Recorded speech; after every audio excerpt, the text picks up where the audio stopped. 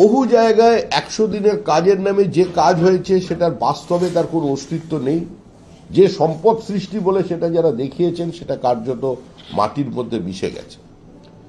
বহু মানুষ ব্যক্তিগত কাজের জন্য রিসোর্ট তৈরি করেছেন তার পুকুর কাটানোর জন্য, যার সঙ্গে দূর দূর পর্যন্ত এর কোনো সম্পর্ক নেই।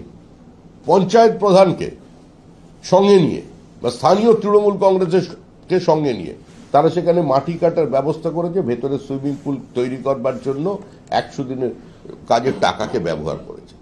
একাধিক দুর্নীতি আছে, এখনো পর্যন্ত তার বিরুদ্ধে কোনো ব্যবস্থা নিল না। কেন্দ্রের অবস্থান অতীতে স্পষ্ট ছিল, হিসাব দাও টাকা নাও, কিন্তু রাজ্য সরকার এক স্পষ্ট বলে দিয়েছে যে টাকা নেওয়া তাদের অধিকারের মধ্যে পড়ে। এক প্রকল্পের টাকা অন্য প্রকল্পে সরিয়ে নিয়ে যাওয়াটাও তাদের অধিকারের মধ্যে পড়ে। এবং মুখ্যমন্ত্রী বকটুইয়ের ঘটনায় মিড ডে মিলের টাকা ব্যবহার করবার পর প্রকাশ্যে বলে দিয়েছেন এটা তিনি পারেন, এই ক্ষমতা মুখ্যমন্ত্রী হিসেবে তার আছে এবং সেজন্যই তিনি করেছেন। তো এভাবে কোনো যুক্তরাষ্ট্রীয় ব্যবস্থার মধ্যে দিয়ে কোনো অর্থনৈতিক পরিকাঠামোকে ঠিক রাখা যায় না। তাই সামগ্রিকভাবে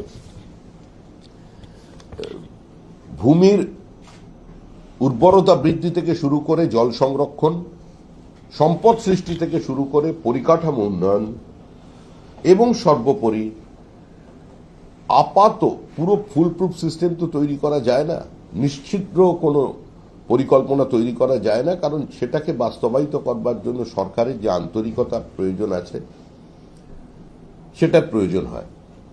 বিচ্যুতি দু এক জায়গায় থাকবে, সেটা কেউ অস্বীকার করতে পারে না, কিন্তু বিচ্যুতির অর্থ এটা নয় তাকে আমি একটা প্রাতিষ্ঠানিক তকমা লাগিয়ে দেব বা প্রাতিষ্ঠানিকভাবে সেটাকে স্বীকৃত করে সেটার পাশে গিয়ে দাঁড়াবো, এটা হওয়া সম্ভব নয়। আমরা এই আইন বাস্তবায়িত হবে 2025 সালে। নতুন সরকারের আমলে গ্রাম বাংলার অর্থ ব্যবস্থা আরো গতিশীল হবে, এটা আশা রাখি। কিন্তু আপাততভাবে 2021-22 সালে পশ্চিমবঙ্গে 1,57,309টি ভুয়ো জব কার্ড ধরা পড়েছিল এবং এটা বেড়ে যাচ্ছে, প্রতি বছর এর সংখ্যা বাড়ছে। আজকে এত ভুয়ো কার্ড তৈরি করা হয়েছে এবং যেভাবে প্রান্তিক মানুষের টাকা লুট হয়েছে, নিঃসন্দেহে এটা পশ্চিমবঙ্গের ইতিহাসে যতদিন মানরেগা কার্যকর ছিল একটা কালো অধ্যায় হিসেবে, ব্ল্যাক স্পট হিসেবে ভারতবর্ষের অন্যান্য রাজ্যের পাশে এটা লেখা থাকবে। এটা সন্দেহে আমাদের জন্য, পশ্চিমবঙ্গবাসীর জন্য দুর্ভাগ্যের এবং লজ্জার বিষয়।